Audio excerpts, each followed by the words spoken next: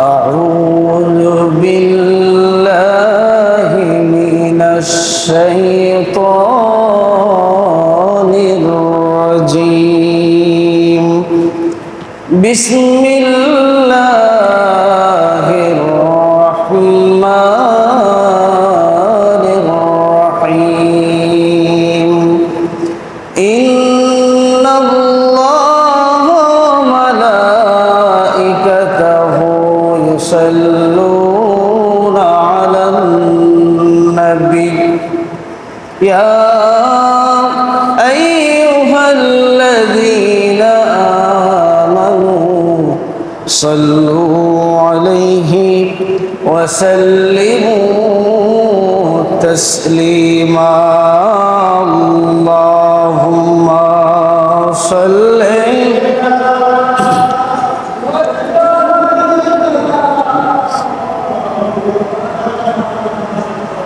محمد وعلى آل سيدنا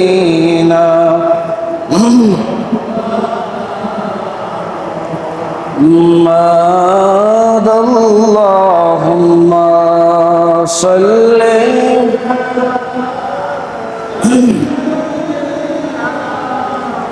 مولانا محمد وعلى آل سيدنا مولانا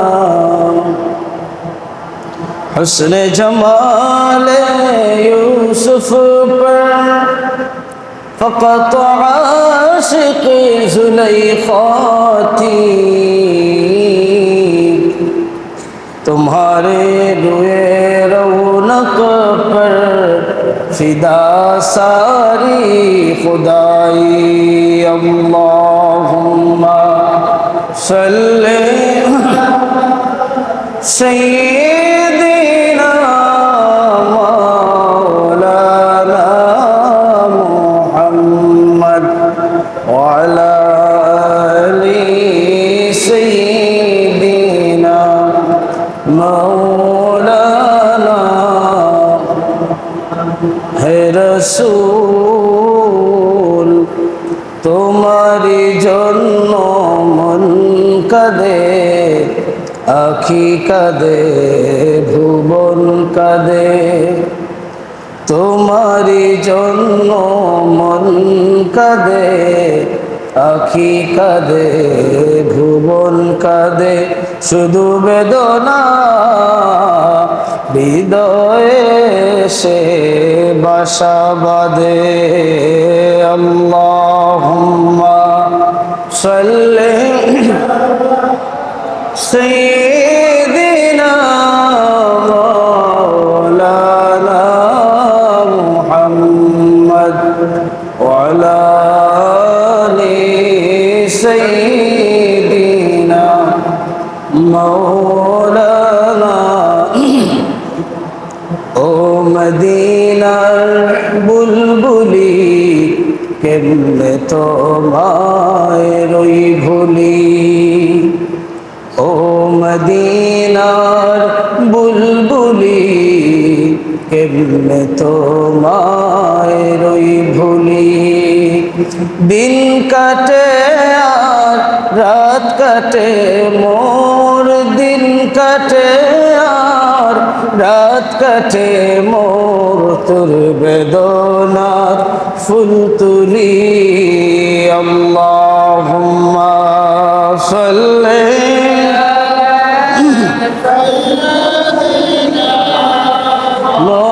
مولانا محمد وعلى آله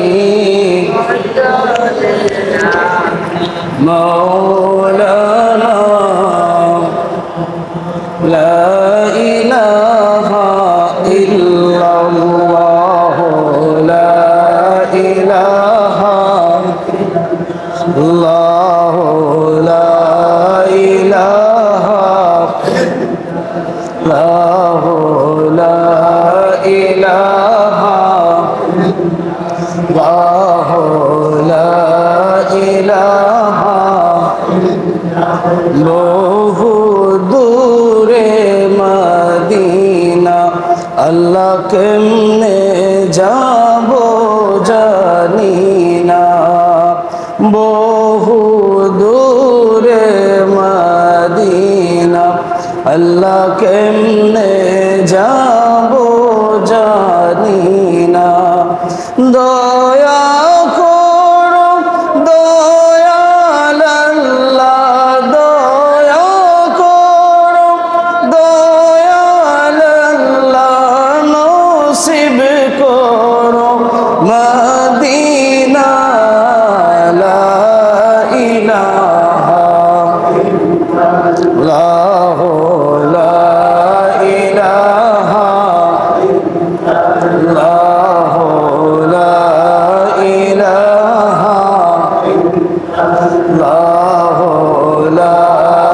ইলাহা ইয়া যাল জালালি ওয়াল ইকরাম ইয়া আল্লাহ ইয়া সালাম ইয়া যাল জালালি ওয়াল ইকরাম ইয়া আল্লাহ ইয়া সালাম ইয়া জলিল ইয়া বুরহান ইয়া জলিল ইয়া বুরহান ইয়া হান্নান ইয়া মান্নান আল্লাহ আল্লাহ আল্লাহ আল্লাহ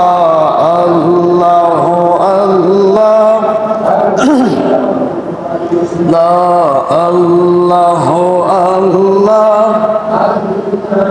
আল্লাহ আল্লাহ আল্লাহ ইয়া আলিম ইয়া খবীর ইয়া সামিউন ইয়া বসীর ইয়া আলিম ইয়া খবীর ইয়া সামিউন ইয়া বসীর ইয়া রহিম ইয়া রহমান ইয়া রহিম ইয়া রহমান ইয়া হান্নান ইয়া মান্নান আল্লাহ আল্লাহ আল্লাহ আল্লাহ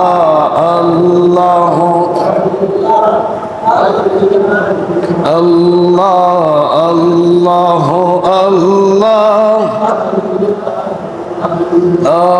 আল্লাহ আল্লাহ ইয়া যাল জালালি ওয়াল ইকরাম ইয়া আল্লাহ ইয়া সালাম ইয়া যাল জালালি ওয়াল ইকরাম ইয়া আল্লাহ ইয়া সালাম ইয়া জলিল ইয়া বুরহান ইয়া জলিল ইয়া বুরহান ইয়া হান্নান ইয়া মান্নান আল্লাহ আল্লাহ আল্লাহ আল্লাহ আল্লাহ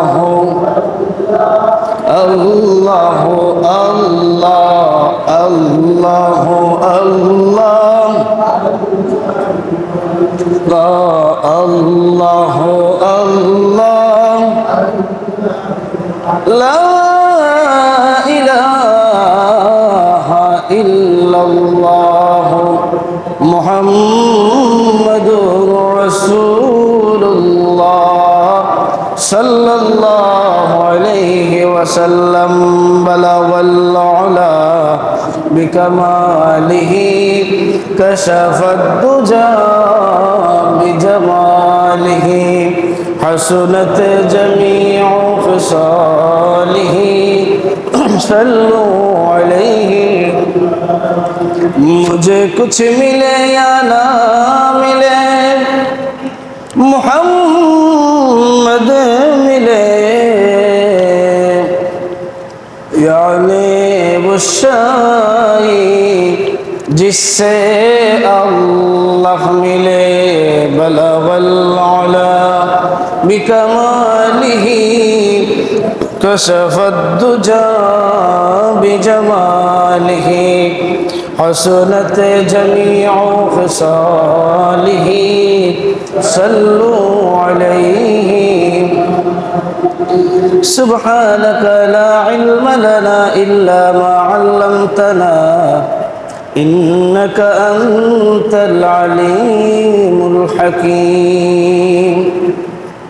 रब्बि इश्रह ली सदरी व यस्सिर ली अमरी वहलुल उक़दतम मिन लिसानी यफ़क़हू क़ौली।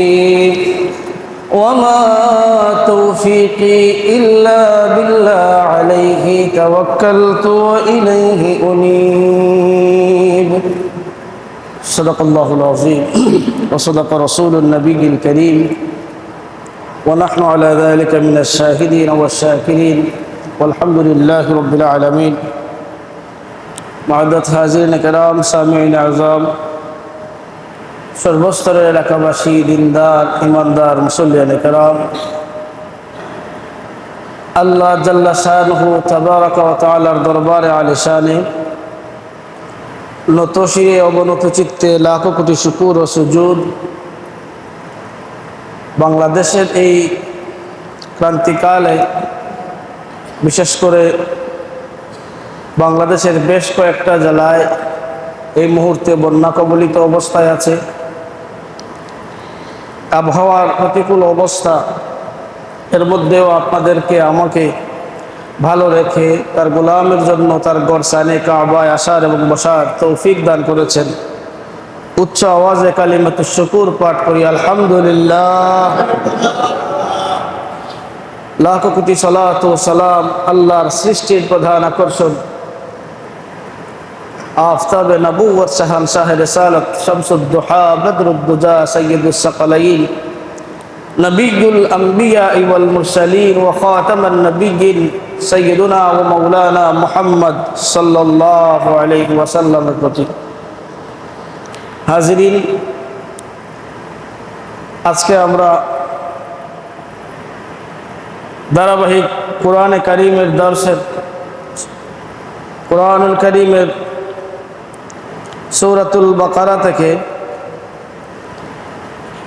আজকে আমরা দর্শ শুরু করব ইনশাআল্লাহ। গত জুমাতে আমরা সূরাতুল বাকারার ফজিলত সম্পর্কে আলোচনা করেছিলাম। এই ধারাবাহিকতা রক্ষা করে আজকে সূরাতুল বাকারার প্রথম আয়াত থেকে আল্লাহ রাব্বুল আলামিন যদি আমাকে বোঝানোর তৌফিক দান করেন, সামান্যতম দর্শ অল্প সময়ের ভিতরে দেওয়ার চেষ্টা করব ইনশাআল্লাহ। আল্লাহ পাকের কাছে তৌফিক ভিক্ষা কামনা করছি। ওমা তৌফিকি ইল্লা বিল্লাহ। সূরাতুল বাকারা আল্লাহ রাব্বুল আলামিন প্রথম যে আয়াতটি নাযিল করেন সেই আয়াতটি আলিফ লাম মিম। আলিফ লাম মিম। সমস্ত মুফাসসিরিন কেরামগণ একমত এই হরফগুলোর নাম হরফে মুকাত্তাআত। কুরআনে কারীমে এইরকম 14টা হরফ আছে।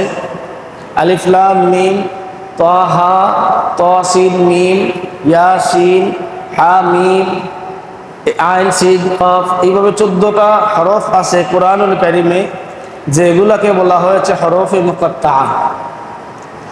এই হরফগুলোর সমষ্টিকে একত্রিত করে অর্থ করেছেন মুফাসসিরিনে কেরামগণ এইভাবে, ওয়াল্লাহু ওয়া রাসূলুহু আ'লামু বিল মুরাদি। আল্লাহ এবং তার রাসূল এই অক্ষরগুলার বিষয়ে ভালো অবগত। পৃথিবীর কোনো মুফাসসির এই অক্ষরগুলার কোনো ব্যাখ্যা বিশ্লেষণ করেন নাই, আর করতে পারবেন না। সুবহানাল্লাহ। এইটা আল্লাহ তাআলার একটা বিশেষ হিকমত। এইটা কাফেরদের বিরুদ্ধে আল্লাহ রাব্বুল আলামিনের একটা চ্যালেঞ্জ।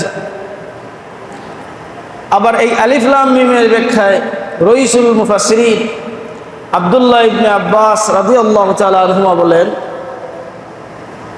যে এইটা শুধু হরফে মুকাত্তাআত নয়, এইটাকে হরফে কাসমিয়াও বলা হয়, যে আল্লাহ কসমের অর্থে এগুলো ব্যবহার করেছেন। যেমন ওয়াল আসর, এটা আল্লাহর একটা কসম, আল্লাহ আসরের সময়ের কসম করেছে। ঠিক তেমনিভাবে আলিফ লাম মিম একটা কসমিয়া বা একটা কসম।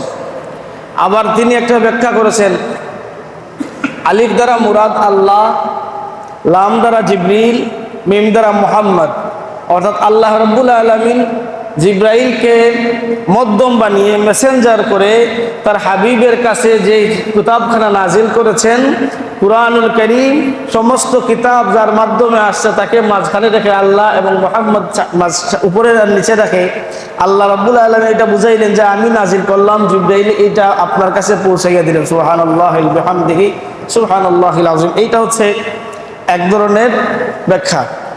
বেশিরভাগ মতের ব্যাখ্যা হচ্ছে আল্লাহু ওয়া রাসূলুহু আ'লাম বিল মুরাদ। আল্লাহ এখানে কি বুঝাতে চেয়েছেন আল্লাহ এবং তার রাসূল ব্যতীত আর কেউ জানেন না। তারপরে হচ্ছে যালিকাল কিতাব। যালিকাল কিতাব, যালিকা এটা হচ্ছে আরবি গ্রামারের মধ্যে কিছু ওয়ার্ড আছে যেগুলা ইশারা ইঙ্গিত বোঝানোর জন্য ব্যবহৃত হয়।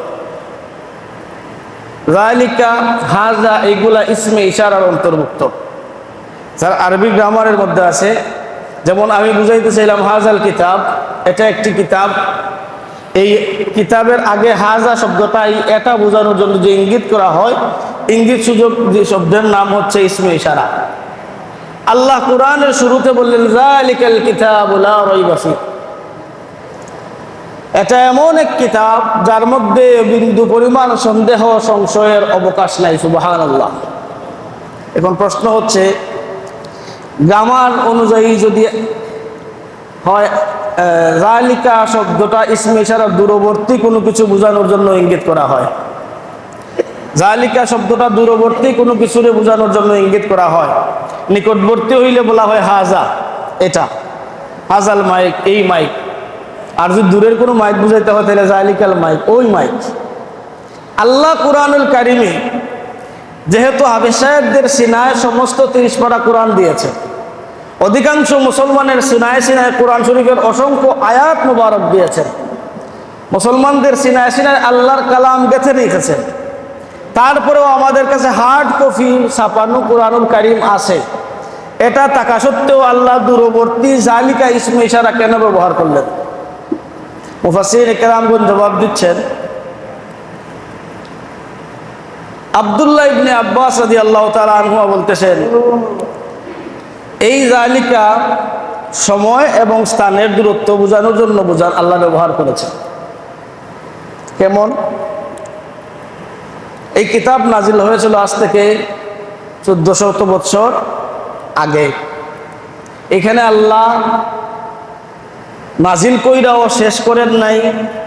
আল্লাহ যে বলছেন লা রাইবা ফীহি, এর মধ্যে কোনো সন্দেহ নাই, এই কথার ভিত্তি কতদিন পর্যন্ত থাকবে? আল্লাহ দূরবর্তী ইসমে ইশারা ব্যবহার করে বান্দাকে জানিয়ে দিলেন যালিকাল কিতাব।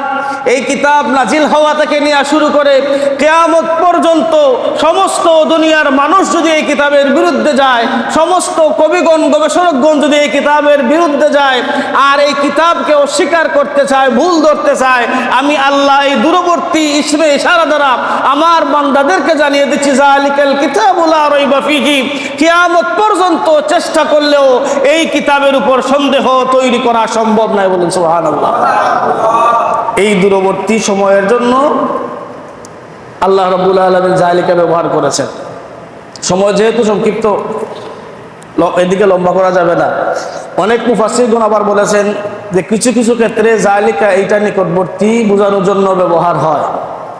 যেমন ইংরেজিতে আমরা বলি I will go to Dhaka tomorrow, আমি আগামীকালকে ঢাকা যাব। এইটা আগামীকালকে বোঝানো হয়েছে, I will go to Dhaka tomorrow. এখন কেউ যদি বলে I am going to Dhaka tomorrow, দুইটাই অর্থগত দিক দিয়ে এক। কেন? যদিও present indefinite tense I am ব্যবহার করছেন, কিন্তু ওই যে শেষের শব্দের শেষে টুমরো ব্যবহার করছেন, ব্যক্তি বা বক্তা টুমরো বলার কারণে বোঝা যাচ্ছে এটা এই মুহূর্তে না, এটা আগামীকালকে তিনি ডাকা যাবেন, আগামী কালকে। ঠিক তেমনিভাবে আল্লাহ রাব্বুল আলামিন জালিকা যারা যেমন দূরত্ব বোঝায়, আবার জালিকা দ্বারা ইসমে ইশারা নিকটবর্তীও বোঝায়, যে আমি বান্দার সিনার মধ্যে এই কোরআন রাখলাম আর আমি বান্দারে বলে দিলাম, বান্দা তোমার সন্দেহ সংশয়ের কারণ নাই, তুমি চ্যালেঞ্জ করতে পারো, এই কিতাবের উপরে পৃথিবীর কোন মানুষের শক্তি নাই এই কিতাবের উপরে কলম বসায়, বলে সুবহানাল্লাহ। এই কিতাবের স্বকীয়তা সম্পর্কে এই কিতাবই যথেষ্ট। তাফসীর বিল কোরআন, কোরআন বিল কোরআন, তাফসীর কোরআন বিল কোরআন, কোরআনের আয়াত দ্বারা কোরআনের তাফসীর।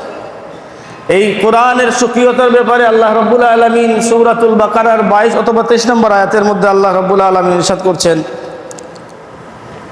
যখন কাফেররা এই কিতাব পাওয়ার পরে সন্দেহ করলো যে মুহাম্মদ সাল্লাল্লাহু আলাইহি ওয়াসাল্লাম তিনি তো জাদুকর হয়ে গেছেন, তিনি কি যেন কিতাব লিখতেছেন, মুহাম্মদ যে বই লিখতেছে অথবা যে গল্প লিখতেছে এগুলা আল্লাহর কিতাব না। এটা কাফেরদের দাবি না মুসলমানদের দাবি? কথা বলেন, এটা কার দাবি? কাফেরদের দাবি যে এই কিতাবে যা বলতেছেন মুহাম্মদ, এটা মুহাম্মদের বানানো, এটা আল্লাহর তরফ থেকে না।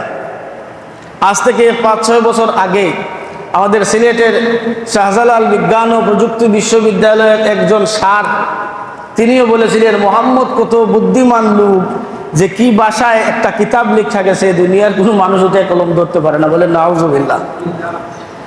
আজকে এই সারগুলোর খুঁজে পাওয়া যাইতেছে না।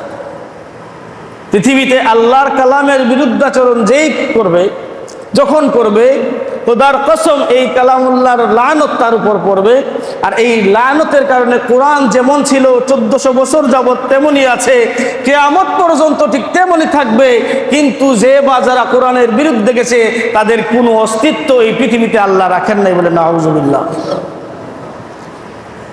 আল্লাহ বলতেছেন, ওয়া ইন কুনতুম ফি রাইবিম মিম্মা নাযালনা আলা আবদিনা ফাতু বিসূরাতিন মিন মিথলিহি ওয়াদউ শুহাদাআকুম মিন দুনিল্লাহি ইন কুনতুম সাদিকিন।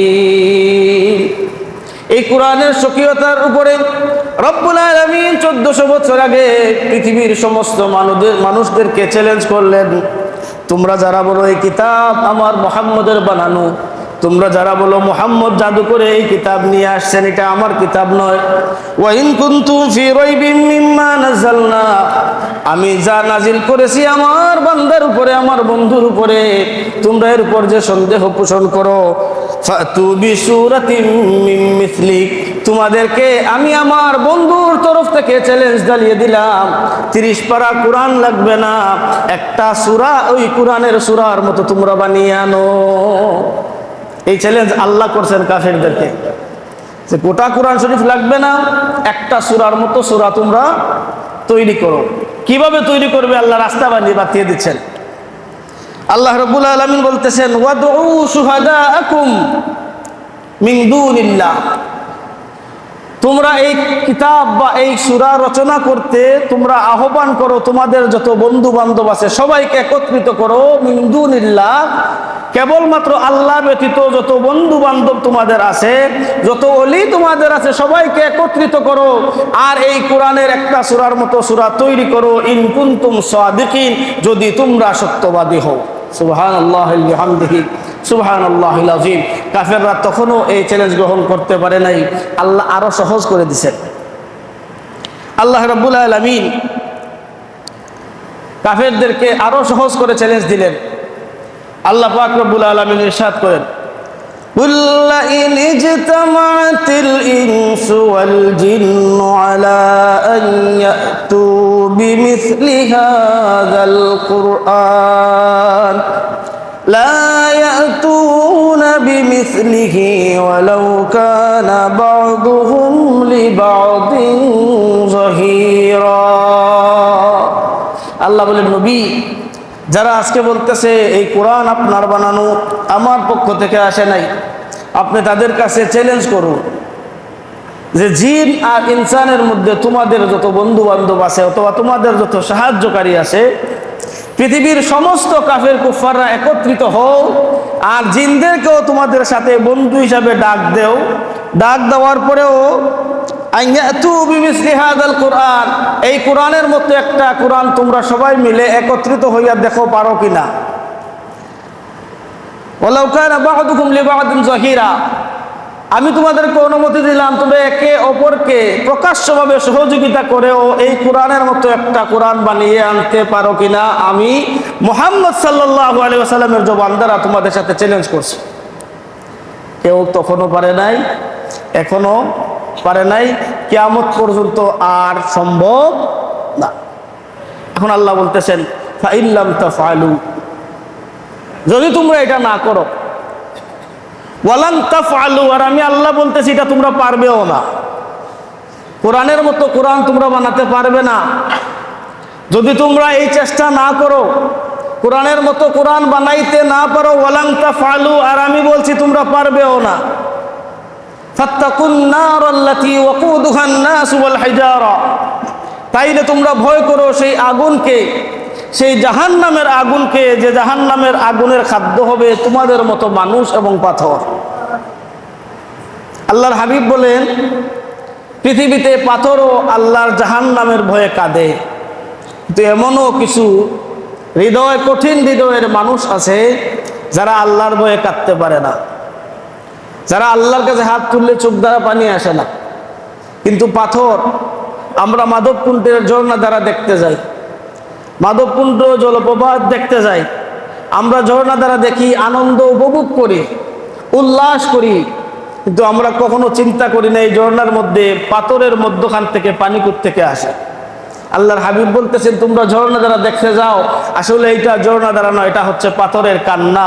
এই পাথরটা আল্লাহর জাহান্নামের আযাবের ভয়ে কাঁদতে থাকে, কারণ আল্লাহ বলতেছেন ওয়াকুদুহান নাস ওয়াল হিজারা, এই আগুনের খাদ্য হবে একমাত্র মানুষ এবং পাথর। কিয়ামতের ময়দানে মানুষ এবং পাথর হবে জাহান্নামের খাদ্য। এই বয়ে পাথর কাঁদে, আর আমরা মুমিন মুসলমান আল্লাহর বয়ে তো কাঁদি না, বরংস পাথরের কান্নার এই ঝর্ণার মধ্যে যাই, আল্লাহকে চিনবার জন্য যাই না, আনন্দ উল্লাসের জন্য যাই। যাই হোক, এই কোরআনের স্বকীয়তার ব্যাপারে আল্লাহ রাব্বুল আলামিন এই কোরআনকেই, কোরআনের মধ্যে জবাব দিয়ে দিয়েছেন কাফেরদেরকেও, আর কিয়ামত পর্যন্ত যত কোরআন বিরোধী নাস্তিক মুরতাদ আসবে সবার জন্য এই কোরআন নিজেই নিজের স্বকীয়তার জবাব দেয়। সুবহানাল্লাহি বিহামদিহি সুবহানাল্লাহিল আযীম। এরপরে আল্লাহ রাব্বুল আলামিন বলেন হুদাল লিল মুত্তাকিন, এই কোরআন হচ্ছে মুত্তাকিদের জন্য হেদায়েত স্বরূপ। যার অন্তরে তাকওয়া আছে, যার অন্তরে খোদাভীতি আছে, এই সকল মানুষদের জন্য হেদায়েত স্বরূপ হচ্ছে কোরআন আল কারীম। এই হেদায়েতের উপরে আমরা ইহদিনা সিরাতাল মুস্তাকিমের আলোচনা যখন করি তখন লম্বা আলোচনা করেছিলাম। কিছু আলোচনা এখন আমরা করব হুদাল্লিল মুত্তাকিনের উপরে, যে আপনি কেমনে হুদাল্লিল মুত্তাকিন, কোরআন পাওয়ার পরেও কেন আমরা মুত্তাকি হতে পারি না, কোরআন পাওয়ার কেন আমরা, কোরআন আমাদের কাছে থাকার পরেও কেন আমরা এই হেদায়েত প্রাপ্ত হই না। আল্লাহ রাব্বুল আলামিন ইরশাদ করেন ইউদিল্লু বিহি কাসীরা ওয়া ইয়াহদি বিহি কাসীরা, এই কোরআন পাওয়ার পরে কতক মানুষ গুমরাহ হবে, আবার কোরআনকে পাওয়ার পরে কিছু মানুষ হেদায়েত প্রাপ্ত হবে। বলে সুবহানাল্লাহ। কোরআন থেকে হেদায়েত যেমন আসে, কোরআন থেকে গুমরাহিও আসে। আপনার অন্তর যেই রকম ধারণ করবে কোরআনকে, কোরআন আপনাকে সেই অনুমানে, সেই মাফিক আপনাকে জীবন পরিচালিত করার সুযোগ দেবে। আর যদি কোরআন অনুযায়ী আপনি আপনার জীবন, আপনার পরিবার, আপনার সমাজ, আপনার রাষ্ট্রকে পরিচালনা করেন, তার আল্লাহর হাবিব বলতেছেন এই কোরআন কিয়ামতের ময়দানে আপনাকে নেতৃত্ব দিয়ে আল্লাহ জান্নাতে পৌঁছাইয়া দেবে। বলেন সুবহানাল্লাহি বিহামদিহি সুবহানাল্লাহিল আযীম। এজন্য আল্লাহ রাব্বুল আলামিন কোরআন যে হেদায়েতের পথ প্রদর্শক, আল্লাহ নিজে বলতেছেন কুল্লিল্লাযীনা আমানু হুদাও ওয়া শিফাউল লিমা ফিস সুদূর। কোরআন হচ্ছে সকল ইমানদার যারা, তোমাদের জন্য হেদায়েত এবং শিফাউল লিমা ফিস সুদূর, তোমাদের অন্তরের যে অসুস্থতা, অন্তরের যে বক্রতা, এই বক্রতার জন্য একটা নিরাময় প্যাকেজ আল্লাহ কোরআনকে বানাইছেন। সুবহানাল্লাহ। অর্থাৎ যাদের অন্তরের মধ্যে বিমার আছে, অন্তরের বিমার আছে, দেহের বেমার, জিসিমের বেমার, ডাক্তারের কাছে গেলে সারে, হোমিওপ্যাথি, অ্যালোপ্যাথিক, এরপরে আয়ুর্বেদিক, যে কোনো একটা আপনি গ্রহণ করলে হয়তো আপনার জিসিমের বেমার, শরীরের বেমারটা সেরে যাবে। কিন্তু যখন মুমিনের অন্তরের মধ্যে বেমার পয়দা হয়, তখন এই অন্তরের বেমারটা দূর করার জন্য আল্লাহ রব্বুল আলামিন এক কোরআন কারীমকে নাজিল করেছেন। কোরআনকে যার অন্তরে যেমন ধারণ করবে, আল্লাহ রব্বুল আলামিন বলেন শিফাউল লিমা ফিস সুদূর, এই মানুষের অন্তরের বেমারের একমাত্র নিরাময় হচ্ছে আমার পবিত্র কোরআনুল কারীম। বলি সুবহানাল্লাহি ওয়া বিহামদিহি সুবহানাল্লাহিল আযীম। আল্লাহ রাব্বুল আলামিন বলতেছেন ওমান ইউদলিল ফালান তাজিদ লাহু ওয়ালিয়্যাম মুরশিদা, যে আমার কোরআনকে হেদায়েতের জন্য গ্রহণ করলো, আমি তার জন্য বন্ধু হয়ে যাই আর তাকে পথ দেখানোর জন্য মুর্শিদ প্রেরণ করি। যে আমার কোরআনকে আঁকড়ে ধরলো, জীবন ব্যবস্থা বানালো, তাকে পথ প্রদর্শন করার জন্য কোরআনকে আমি মুর্শিদ বানাইয়া পাঠাই। সুবহানাল্লাহ। মুর্শিদ বানাই আল্লাহ কারে পাঠান? কোরআন রে। আর শুধু কোরআন রে পাঠান, আল্লাহ নিজে বলেন ওয়ালান তাজিদ লাহু ওয়ালিয়্যাম মুরশিদা, আমি নিজে তার মুর্শিদ হয়ে যাই, তার পথ প্রদর্শক হয়ে যাই, তার হেদায়েতের রাস্তা দেখানোর মালিক আমি হয়ে যাই। সুবহানাল্লাহি ওয়া বিহামদিহি সুবহানাল্লাহিল আযীম। যাই হোক, আমরা সময় খুব সংক্ষিপ্ত, আরেকটা আয়াত আমরা আজকে শেষ করব। এরপরে আল্লাহ রাব্বুল আলামিন বলতেছেন ওয়াল্লাযীনা ইউমিনুনা বিল গায়ব ওয়া ইউকিমুনাস সালাতা ওয়া মিম্মা রাযাকনাহুম ইউনফিকুন। আল্লাহ বলতেছেন হুদাল লিল মুত্তাকিন, মুত্তাকিদের জন্য এটা পথ প্রদর্শক। আর যারা হেদায়েত প্রাপ্ত হয়ে যায়, যারা মুত্তাকি হয়ে যায়, এদের পরিচয় হয় মুমিন। এদের পরিচয় কি হয়? মুমিন। যারা মুমিন হয়, আল্লাহ মুমিনদের তিনটা বৈশিষ্ট্যের কথা পরের আয়াতে নিজেই বর্ণনা করতেছেন যে আপনি মুমিন হইবেন কিভাবে, আপনার তিনটা বৈশিষ্ট্য থাকা চাই। আল্লাহ বলতেছেন ওয়াল্লাযীনা ইউমিনুনা বিল গায়ব। এখানে ওয়াল্লাযীনা দ্বারা হযরতে আব্দুল্লাহ ইবনে আব্বাস রাদিয়াল্লাহু তাআলা আনহু বলেন যে ওয়াল্লাযীনা দ্বারা আল্লাহ সিদ্দিকে আকবর এবং তার সঙ্গী সাথীদেরকে বুঝাইছেন। বাকি সকল মুহাদ্দিসিনে কেরাম বলেন সকল ইমানদারদেরকে আল্লাহ বুঝাইছেন। ওয়াল্লাযীনা ইউমিনুনা বিল গায়ব, মুমিন হওয়ার জন্য পূর্ব শর্ত হচ্ছে তাকে গায়েবের উপরে ঈমান আনতে হবে। কিসের উপরে? গায়েবের উপরে। এই গায়েবের ব্যাখ্যায় আব্দুল্লাহ ইবনে আব্বাস রাদিয়াল্লাহু তাআলা আনহু বলেন ইমানে মুফাসসাল। আমরা সহজ ভাষায় যেটা বক্তব্যে শিখছি, ইমানে মুফাসসাল আমানতু বিল্লাহি ওয়া মালাইকাতিহি ওয়া কুতুবিহি ওয়া রুসুলিহি ওয়াল কদরি খাইরিহি ওয়া শাররিহি মিনাল্লাহি তাআলা ওয়াল বা'থি বা'দাল মাউত। আব্দুল্লাহ ইবনে আব্বাস রাদিয়াল্লাহু তাআলা আনহু বলেন ইউমিনুনা বিল গায়ব বলতে 7টা বিষয়ের উপরে মুমিনের ঈমান থাকবে। গায়েব হচ্ছে পঞ্চ ইন্দ্রিয়, যারা যে জিনিসকে ধরা যায় না, ছোঁয়া যায় না, অনুভব করা যায় না, এই জিনিসটাই হচ্ছে গায়েব। যেমন আল্লাহ হচ্ছেন গায়েব, আল্লাহ দেখাও যায় না, ছোঁয়াও যায় না। আল্লাহ একজন আছেন, আল্লাহকে দেখে নাই। বান্দা আল্লাহরে না দেখেও আল্লাহর গোলামি করে, আল্লাহকে ভয় করে। এই যে আল্লাহরে না দেখে ভয় করা, আল্লাহকে না দেখে ভালোবাসা, আল্লাহকে না দেখে তার গোলামি করা, এটা হচ্ছে ঈমান, এইটা হচ্ছে গায়েবের উপরে ঈমান। এরপরে ওয়া মালাইকাতিহি, আল্লাহর অসংখ্য অগণিত ফেরেশতাগণ আছেন, এই কথার উপরে ঈমান রাখবে। কিন্তু ফেরেশতা জীবনে চোখে দেখে নাই। ফেরেশতা দেখা যায় নাকি? ফেরেশতা দেখা যায় না। যদি গত শুক্রবারের আলোচনা মনে থাকে তাইলে বুঝবেন, একটা হাদিস বলছিলাম যে ফেরেশতাও দেখা যায় কিন্তু এই চক্ষু আমাদের নাই। সাহাবী তেলাওয়াত করলেন আর আল্লাহর নূরের ফেরেশতা নাজিল হওয়া শুরু হইল পৃথিবীতে। আর আল্লাহর নবীও বললেন যে যদি সকাল পর্যন্ত তেলাওয়াত করতা তাইলে মদিনাবাসী সমস্ত ফেরেশতাদেরকে সকালে দেখতে পাইতো। সুবহানাল্লাহ। তাহলে ফেরেশতা দেখা যায়, কিন্তু আমরা সাধারণ যারা আছি, আমাদের অন্তরে যাদের বেমার আছে, আমরা এগুলা দেখতে পারি না। বিদায় আল্লাহ বলতেছেন যেহেতু আমভাবে দেখা যায় না, আব্দুল্লাহ ইবনে আব্বাস রাদিয়াল্লাহু তাআলা আনহু বলতেছেন আল্লাহ যেমন গায়েব, ফেরেশতাও তেমন গায়েব। ওয়া কুতুবিহি, আর আল্লাহ যত কিতাব নাজিল করেছেন এই কিতাব, সমস্ত কিতাবের উপরে ঈমান রাখা, সবগুলা কিতাবের উপরে ঈমান রাখা। আর ওয়া রুসুলিহি, আল্লাহ যত রাসূল প্রেরণ করেছে সমস্ত রাসূলের উপরে ঈমান রাখা। এবং ইত্তেবা অনুসরণের ক্ষেত্রে মুহাম্মদুর রাসূলুল্লাহ সাল্লাল্লাহু আলাইহি ওয়াসাল্লামের অনুকরণ করা, এই চারটা বিষয়। আর আরেকটা হচ্ছে ওয়াল কদরি খাইরিহি ওয়া শাররিহি, আপনার তাকদীরে কি আছে, ভালো আছে না মন্দ আছে এইটা আপনি জানেন না, তারপরেও তাকদীরের উপরে বিশ্বাস রাখেন। ওয়াল ইয়াউমিল আখির, আর কিয়ামত দিবসের একদিন আপনাকে আবার আল্লাহর সামনে আসামি হয়ে হোক আর ভালো হয়ে হোক আল্লাহর সামনাসামনি আপনাকে ফেস করতে হবে বিচার দিবস। এই ছয়টা বিষয়ের উপরে যারা ঈমান আনে, আর ওয়াল বাসি বাদাল মাউত, মৌতের পরে আবার জীবিত হবে, পুনরুজ্জীবিত হওয়া, এই আবার জীবিত হইয়া আখিরাতের ময়দানে আপনি বিচারের সম্মুখীন হবেন, এই বিশ্বাস রাখলে আল্লাহ রব্বুল আলামিন যে বলেছেন ওয়াল্লাযীনা ইউমিনুনা বিল গায়ব, আব্দুল্লাহ ইবনে আব্বাস রাদিয়াল্লাহু তাআলা আনহু বলেন, সাতটা বিষয়ের উপর যার ঈমান আছে তারা গায়েবের উপরে ঈমান আনলো। সুবহানাল্লাহি বিহামদিহি সুবহানাল্লাহিল আযীম। কারণ মরার পরের খবরও কেউ জানে না, কবরে কি হবে, কি হতে পারে, যদিও ধারণা করা যায় কোরআন হাদিস থেকে, কিন্তু আপনি খবরের আসল খবর জানেন না, কোনো মুর্দা এসে আপনারে বলেন নাই।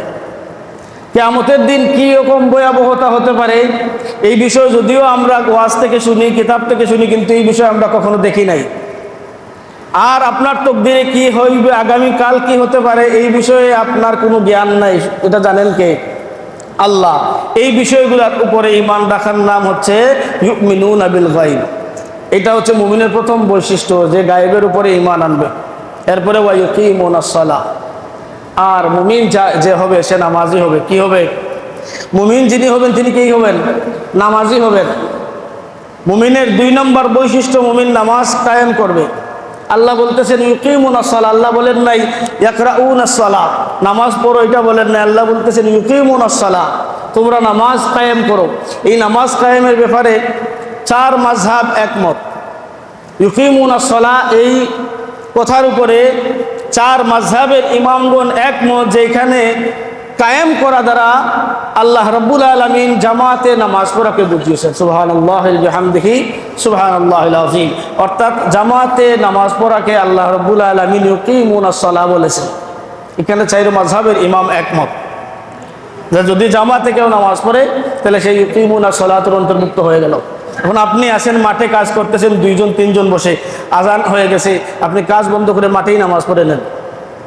কারণ কোনো একটা সময় এই পৃথিবীতে ছিল যে কোন নবীর শরীয়ত এরকম ছিল যে বান্দা যেই জায়গায় জীবনে প্রথম সেজদা দিছে, নিজের বাড়িতে হোক নানা বাড়িতে হোক, যেই জায়গায় জীবনে প্রথমে সেজদা দিছে, এই বান্দা মৌতের আগে আর অন্য জায়গায় সেজদা দিলে সেজদা কবুল হবে না। এরকম শরীয়ত পৃথিবীতে ছিল। কিন্তু আল্লাহর নবী মুহাম্মদুর রাসূলুল্লাহ সাল্লাল্লাহু আলাইহি ওয়াসাল্লাম এই জমিনে আগমন করার কারণে তার নূরে কদম মোবারকের ওসিলায় আল্লাহ এই গোটা জমিনটাকে মসজিদ বানাইয়া দিয়েছেন। বলেন সুবহানাল্লাহ। আপনি যেখানে সেজদা দিবেন সেখানেই নামাজ কবুল হয়ে যাবে। সুবহানাল্লাহি বিহামদিহি সুবহানাল্লাহিল আযীম। বিদায় আপনি মাঠে আছেন, আপনি বাজারে আছেন, আপনি যে কোনো অবস্থায় আছেন, যদি 2 জন থাকেন, 2 জন হইলেই জামাত হয়।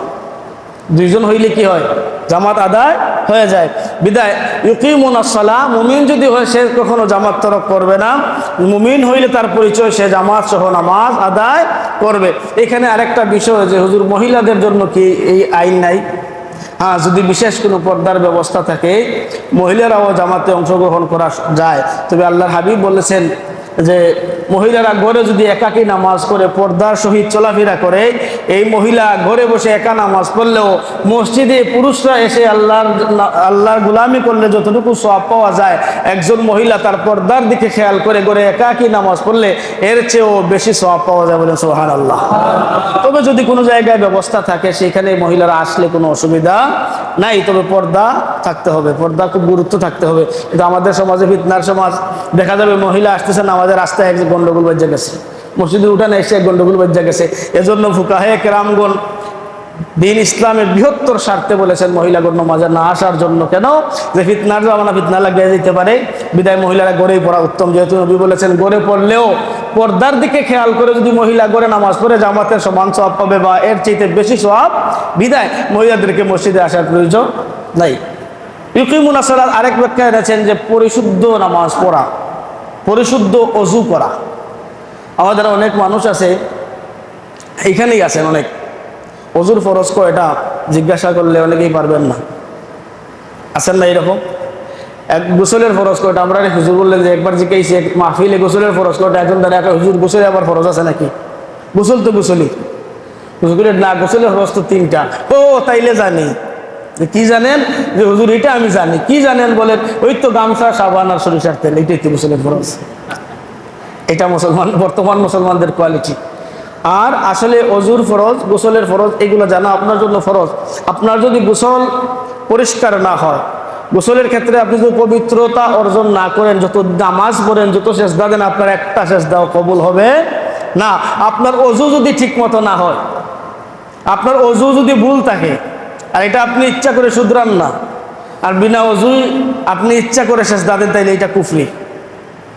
এর জন্য অজু ইউকিমুনা সালার এক ব্যাখ্যা এনেছেন যে পরিশুদ্ধভাবে অজু করা, পরিশুদ্ধভাবে গোসল করা, নামাজের জন্য প্রস্তুতি নেওয়া। আর নামাজের রুকু সিজদার ক্ষেত্রে ইউকিমুনা সালার ব্যাখ্যা এনেছেন যে রসুল বলেছেন মুরগের টুকরের মতো সেজদা না দেওয়া। মুরগের টুকর বুঝেন? শুধু কোনো রকম মাথা লাগাইছে, নাকটা লাগাই নাই। সেজদা দিলে সেজদার নিয়ম হচ্ছে আগে নাক লাগাইব, তারপরে কপাল, ঠিক না?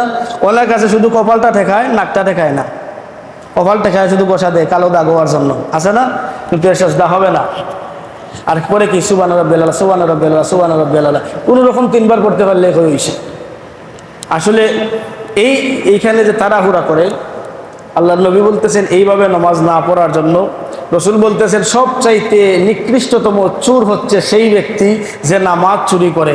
সাহাবীরা আরজ করলেন, ইয়া রাসূলুল্লাহ, নামাজ চুরি করে এটা আবার কেন? নামাজ তো সবাই পড়ে। বলে না, রুকু সিজদা সহি শুদ্ধভাবে আদায় করে না, এটার মতো চোর আর পৃথিবীতে বড় চোর নাই। নাউযুবিল্লাহি মিন যালিক।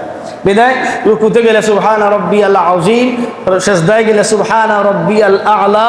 এই পরিশুদ্ধভাবে ধীরস্থিরভাবে যারা নামাজ পড়বে এরা অন্তর্ভুক্ত হবে ইউকিমুনাস সালাহ, অর্থাৎ মুমিনদের দ্বিতীয় বৈশিষ্ট্যের অধিকারী হবে। বলেন সুবহানাল্লাহ। আমাদের পীর মুর্শিদ বলতেন, কুতুলি সাহেবুল্লাহ বলতেন না, শান্ত মনে নামাজ পড়ো, শান্ত মনে নামাজ পড়ো। কেননা শান্ত মনে নামাজ পড়লে তোমার জীবনকে আল্লাহ সুন্দর করে দিবেন। সুবহানাল্লাহ। এর জন্য দেখবেন পৃথিবীতে যত মানুষের নামাজ যত সুন্দর, যত মানুষের অজু যত সুন্দর, এই মানুষের জীবন ব্যবস্থা আল্লাহ তত সুন্দর করে দিয়েছেন। সুবহানাল্লাহি বিহামদিহি, সুবহানাল্লাহিল আযীম। আসুন আমরা মুমিনের এই দ্বিতীয় বৈশিষ্ট্য অর্জন করি। আমাদের অজু, আমাদের গোসল, আমাদের নামাজকে আমরা পরিশুদ্ধ করে ধীরে স্থিরভাবে আদায় করি। মসজিদে আসলে আসরের নামাজের পরে দেখা যায় মুসল্লি অনেকজন আজান সালাম ফিরানোর পরেই দৌড় দেন। বোঝা যায় সব ব্যবসায়ীর মধ্যে চলে যাবে। একজন আপনার পিছনে নামাজে খাড়াইছে, ওনার সামনে দিয়ে লাঠি একটা দিয়াও দৌড় দিছে। যায় না এরকম? দোয়াটা করেন না? অনেক আছেন না? দোয়া না করলে অসুবিধা নেই, কিন্তু আপনি যে এইভাবে যাচ্ছেন চলে, এইটা যদি আপনি এইরকম ভাবতেন যে আল্লাহ হয়তো চাচ্ছেন আমি আর একটা মিনিট থাকি আল্লাহর ঘরে, এটা কি ভাবা যায় না? যে আমার পিছনে একজন লোক নামাজ পড়তেছে, আমার আল্লাহ চাইতেছেন আমি আর একটা মিনিট এখানে বসে থাকি, এটা ভাবা যায় না? এটা যদি ভাবেন তাইলে বোঝা যাইল আপনার ভিতরে ইমানের আলো আছে, ইমানের নূর আছে, ঠিক না? তাই কাজেই মসজিদে আসলে চেষ্টা করবেন 1 মিনিট সময় যেন মসজিদে বেশি দেওয়া যায়। দুনিয়ার সব জায়গায় সময় ব্যয় করতে পারেন, সময় ব্যয় করার ফলাফল কিন্তু জিরো। যাওয়ার সময় ওই মসজিদের খাটিয়াটাই আপনার কাছে আসে, ঠিক না? আপনার 70,000 টাকার বেড আপনার কাজে আসবে না, 70,000 টাকার পোশাক আপনার কাজে আসবে না।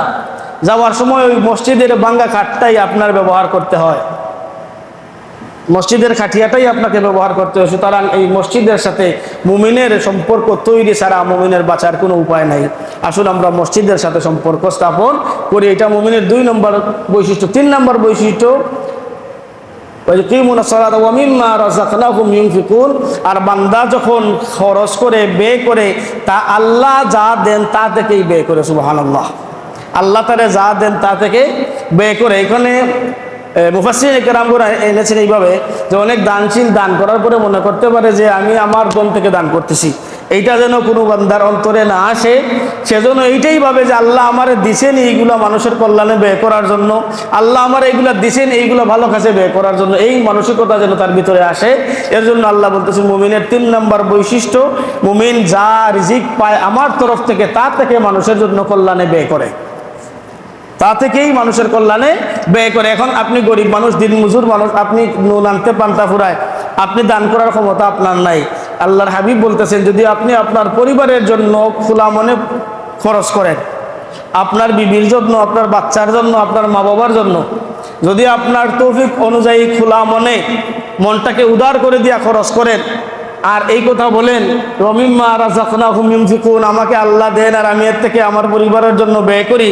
আল্লাহর হাবিব বলেন শত শত কোটি টাকা যিনি দান করেন তিনি যেমন সওয়াব পাবেন, আপনার তৌফিক নাই শুধুমাত্র পরিবারের জন্য খরচ করার কারণেও আল্লাহ রব্বুল আলামিন আপনাকে এই মুমিনদের অন্তর্ভুক্ত করে সমান সওয়াবের অধিকারী করে দিবেন। সুবহানাল্লাহি ওয়া বিহামদিহি সুবহানাল্লাহিল আযীম।